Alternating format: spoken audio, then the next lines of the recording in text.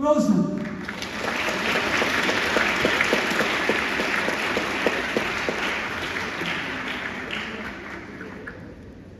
Dr. Wilson delivered the 2024 Matriculation Convocation address, followed by another selection by the Morgan State University choir. Dr. Wilson.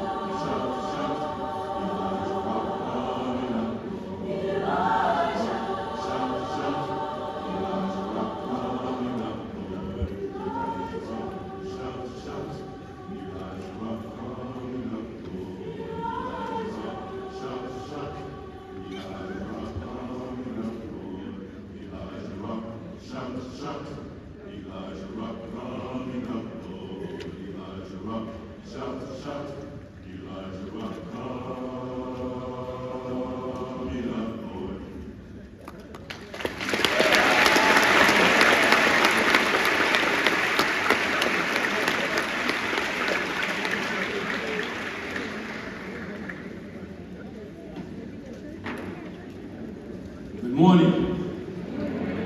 I think we can do a little better and show these amazing voices of the world-renowned Morgan State University Choir a bit more Morgan love.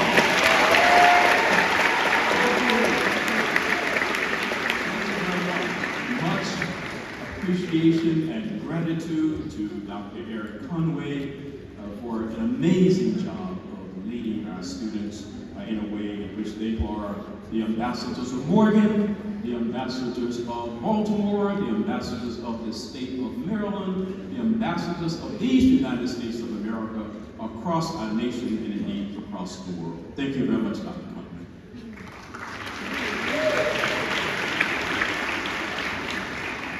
Let me start by also thanking Regent Agarwal for bringing greetings on behalf of the Morgan State University Board of Regents. And also, I want to introduce the other members of the Board of Regents who are with us this morning as well, and I'll ask each one to stand. We have with us Regent William Sherman, Esquire.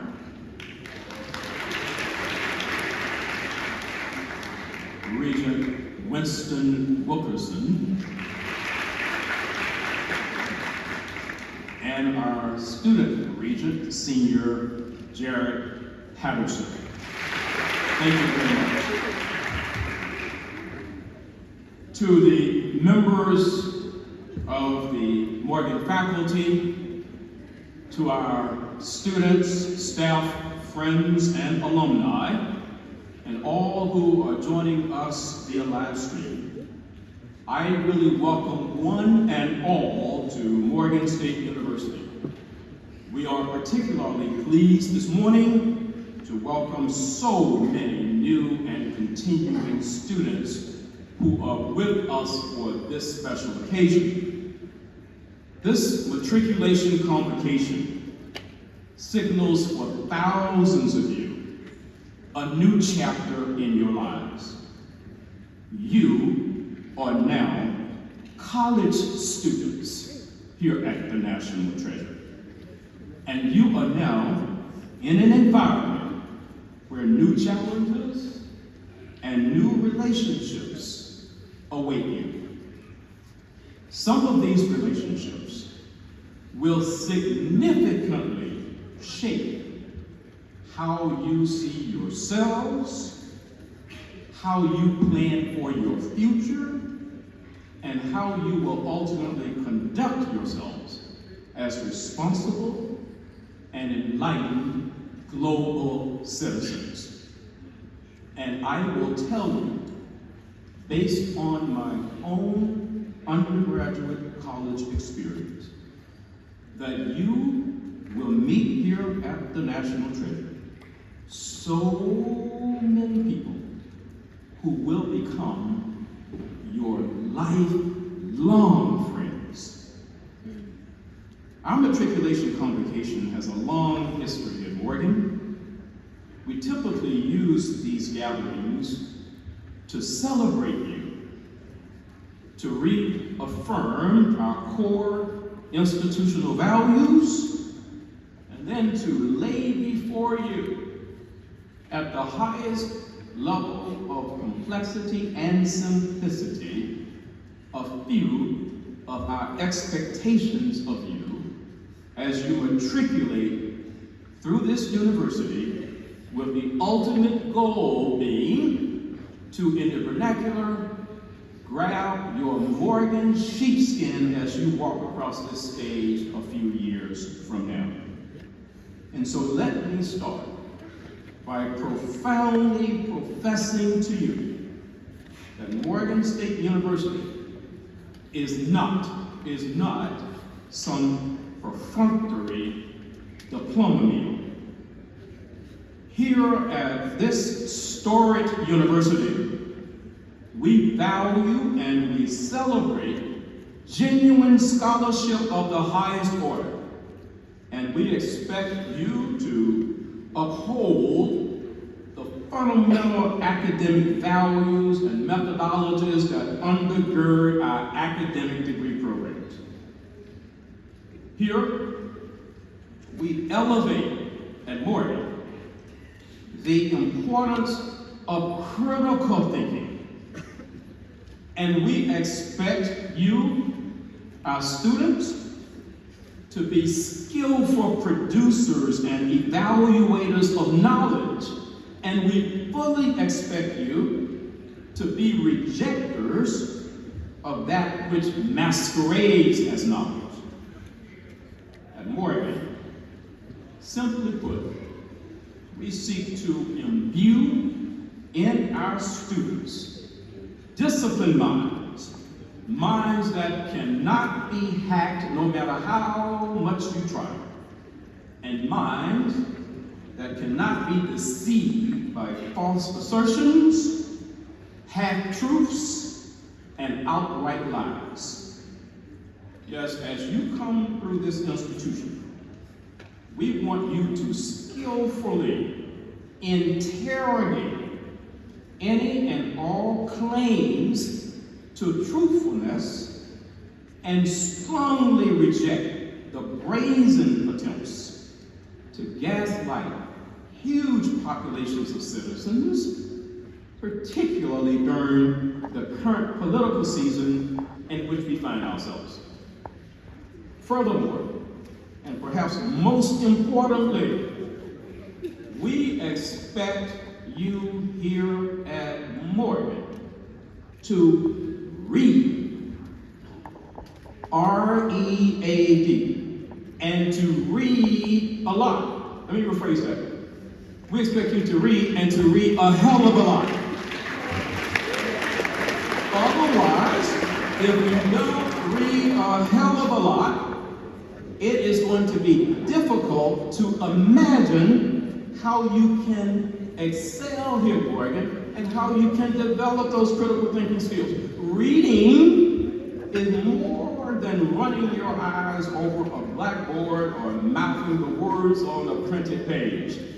You see, reading involves deep comprehension, deep thinking. It's about making a sincere effort to understand what someone is experiencing or what someone is saying through their choice of words. In essence, the more you read, the better you understand and the more you are capable of expressing your thoughts in clear and compelling ways. Now, that said, I'm going to spend the next 5 to 7 minutes, and I'll be done, focusing my remarks on our motto here: growing the future, leading the world. You see that everywhere. It's ubiquitous on the campus. Now, in order to introduce this, I want to share a little story with you. You see, there was once a very, very talented first grader. I'm going to call this first grader Kwame. And so one day, Kwame's teacher asked him what she thought was a very simple question. The teacher said, "Now, Kwame, if I gave you 3 cats and later gave you another 3 cats, how many cats would you have?" Surprisingly, Kwame answered 7. Now, of course, the teacher was disappointed by this answer, but pressed on nonetheless. So the teacher then said, "Well, I tell you, let me ask you another question, Kwame. If I gave you 3 apples and then gave you another 3 apples, well, how many apples would you have?" And Kwame immediately answered, 6. The teacher said, "Okay then, so let me go back and ask the first question again. If I gave you 3 cats today and gave you 3 more cats tomorrow, how many cats, Kwame, would you have?" And this time, he was far more explicit. He answered, 7, because I already have a cat at home. Now, seriously though, I share that story with you because it illustrates that many of the answers to our questions depend on who we ask and what their particular circumstances are. Even simple questions sometimes yield complex and incomplete answers that warrant further explanation, further clarification, and further understanding in an effort to really get to the truth. You see, it is important that questions be accurately framed before we even begin our academic inquiries. I say that because rarely, very rarely, do complex social, rhetorical, or scientific investigations, rarely do they lead to simple, mono-casual explanations or solutions. And while we're on this subject, I want to give a big shout out to Kwame.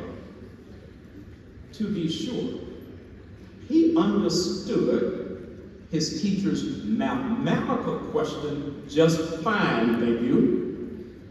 But he still had the temerity, he had the courage, he had the confidence to stand in his own truth and base his response in part on his own lived experience. And so today, I want to be as explicit as possible about what we are trying to achieve here at Morgan when we proudly proclaim that we are growing the future and leading the world. In the simplest of terms, that means that we are cultivating in you, our students, a perspective to enable you to be critical thinkers with inquisitive minds. And we aim to prepare you to assume responsible and dynamic leadership roles in the professions in which you will select and in your chosen communities. But most importantly, we expect all of our students here at this historic institution, again, to be animated by the spirit of service that predisposes you to empower others as much as you strive to empower yourself. Now, some might think, President Wilson, this is a tall order to fill. I say, nonsense. And others may even say, well, that is mere wishful thinking or high-sounding rhetoric, poppycock. I assure you that that is not the case. In fact, I would argue that the very existence of our nation hinges upon our colleges and our universities producing a steady procession of servant leaders who are not always just thinking about themselves and who will reliably chart new and sustainable pathways to global peace and global prosperity. Think more than about self. Our goal here in Oregon is to do our part in the production of those leaders, you, and to have our graduates at the forefront of that critically needed procession. You are the future. You are in training to lead. And that is precisely why I speak in terms of growing the future and leading the world. We are inviting you, our students, to heed that call to service. Heed the call to leadership. We are growing a critical mass of highly motivated change agents here in Oregon, and we expect you to have a positive, leveling effect felt throughout our nation and around the world. We see Morgan really in the same way as our visionary five founders saw this institution. We see it as a catalyst for constructive social change. We see Morgan as a warm and inviting place where we offer to you our best and we expect from you nothing but the best. And we want every aspect of our campus to be a reflection of the level of excellence that we want to intentionally promote. At Morgan, we see ourselves as part of a family. And as an idealized family, we expect our students to help build up each other and not tear each other down. We believe in the power of wholesome competition. We believe in it. But in the world of work, so many problems are solved by effectively working together, believe it or not, in teams, in groups. In my own experience in this world, I can say to you that collective competence beats individual competence every day of the week. Now that said, it is my hope that many of you will experience the deep satisfaction and efficacy of collective learning, and that you will participate in various reading circles and discussion groups and support groups where the habits of study, the habits of the mind, effective problem solving, and robust discussions about the issues of yesterday, today, and tomorrow dominate. That's collective competence. That's collective thinking. That is taking advantage of what Kwame and everyone is bringing into that conversation. And please understand as you do that this 157-year-old institution, this is our campus. This is your campus. This is your home away from home. And I just really ask you to treat it kindly. Treat it gently. Treat it with dignity. Treat it with the respect that it commands. And so, finally, I would be remiss if I did not mention this morning the all-important 2024 elections that are scheduled for November 5th. By show of hands, how many of you are already legally registered to vote? Let's applaud.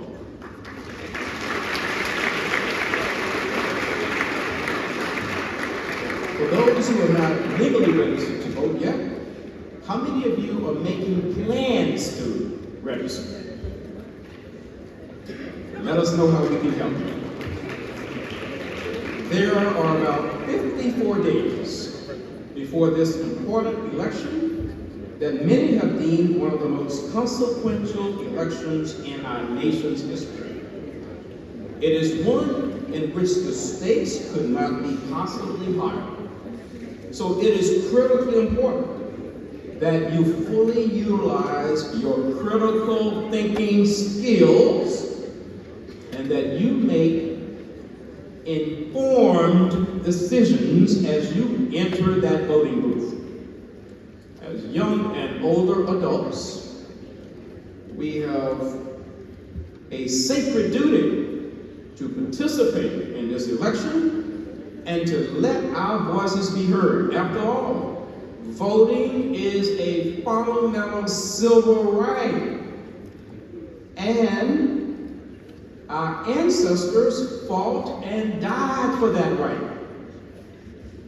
And if that is indeed a part of our history, why in the world would we squander that right? Why would we take that right for granted and just simply sit on the sidelines? I'm telling you, my beloved Morgan students, to do that would be a tragedy and a travesty. And so as I close, I want to take you back to the mindset of our fictional first grade friend, Kwame. Imagine now that he is 18 years old and really has it going on. He has earned a full academic scholarship to attend the National Treasure Morgan State University and is planning to cast his vote in the upcoming presidential election. He, like so many of you, would be a first-time voter. And I know that based on his lived experience, that he will carry his critical thinking skills into that booth and that Kwame will be a fully informed voter. So Morgan State University family, I leave you with this important point to ponder, particularly for our incoming students. The citizens of the state of Florida have recently elected to the United States Congress the first member of Generation Z. That is those born after 1997. This is your generation. I put on your radar, those of you who have not heard his name, Congressman Maxwell Frost. Congressman Frost began as an organizer when he was only 15 years old. And at the age of 27, he is already in the forefront of a national movement in this country to end gun violence. For many, his improbable election marks the beginning of an accelerated intergenerational changing of the guard to get to you. So students, we're living in an era of rapid social change, and you must be prepared to respond to the call for service whenever you hear it. As your president, I am unapologetic about that. You can enter the political arena or any other competitive sphere of engagement whenever your heart tells you to do so. And you can compete and excel in any field of endeavor, and you can do so quite secure in the knowledge that this world will have to make room for you. They will have to make room for your knowledge, your expertise, regardless of fill in the blank, regardless of age and race and creed and sexual orientation, because you are our future. You are our leaders. And remember, you never, ever, ever know when your breakthrough moment or unanticipated opportunity will present itself to you. What's important is that you get ready. And what's important is that you stay ready. And what is important is that you know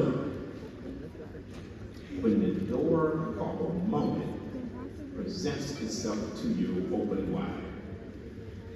And so I want you to be well. I want you to do well. And I want you to know that you have it in you to accomplish great things here for you. We only ask you to do your very best and that you reach back and help others as you climb the ladder to success. That is the Morgan way. That is what Morgan expects of you. And that is the hallmark of our commitment to grow the future and lead the world. Have an incredibly successful semester. Welcome to the